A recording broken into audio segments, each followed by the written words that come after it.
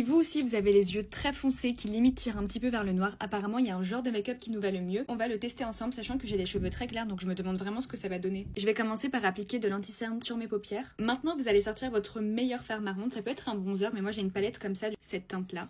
Donc je vais en mettre un peu partout. En vrai c'est pas vraiment un make-up compliqué parce que c'est simplement du fard marron avec un gros trait de liner, mais c'est quand même assez chargé, donc je sais pas ce que ça va donner. Surtout que 99% du temps je mets genre des paillettes sur mes yeux, donc ça change vraiment de faire des make-up comme ça. En train de faire un trait de liner vraiment très grossièrement. Il faut trust the process. Moment satisfaisant. Waouh, mais regardez le trait de liner que ça fait par contre. Oh, trop beau. Du coup, je vais faire mes sourcils comme d'habitude. C'est un peu compliqué d'avoir un avis objectif si les sourcils ne sont pas faits. Mais attendez, je suis sûre que ça va être beau. Regardez juste la différence avec les sourcils faits, ça change tellement tout. Bon, maintenant je vais faire mon teint parce que j'ai des rougeurs vraiment de partout. Mon fond de teint préféré qui est celui de chez Dior.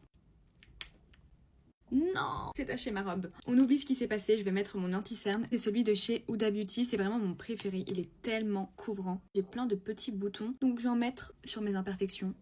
On vient blender. Je vais venir réchauffer mon teint parce que là on dirait que je vais clairement rendre l'âme tellement je suis blanche. Et celui de chez Charlotte Tilbury. J'aime trop comment il s'estompe, on dirait littéralement du beurre. Pour le blush, on va partir sur cette couleur. J'aime trop parce qu'il est assez discret mais il est très rosé. Et pareil, la couleur est tellement belle, c'est genre un rose bébé parfait. J'ai fini mon teint, on peut voir la différence, c'est beaucoup plus beau comme ça. Du coup maintenant je vais mettre mon mascara, j'en ai deux en ce moment que j'utilise, c'est vraiment mes chouchous du moment. Genre vraiment du moment parce que je change tout le temps de mascara. Du coup je vais commencer par appliquer le mascara. Je vais reprendre mon fard marron et je vais en appliquer en dessous.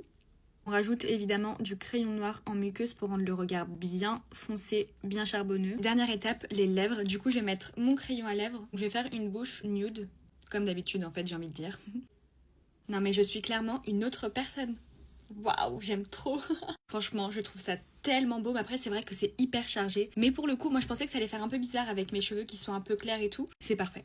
Voilà, c'est juste parfait. Même si vous n'êtes pas blonde, n'hésitez pas à essayer. Parce que même sur les brunes, ça doit faire vraiment quelque chose de hyper joli. Donc voilà, je vous fais plein de bisous.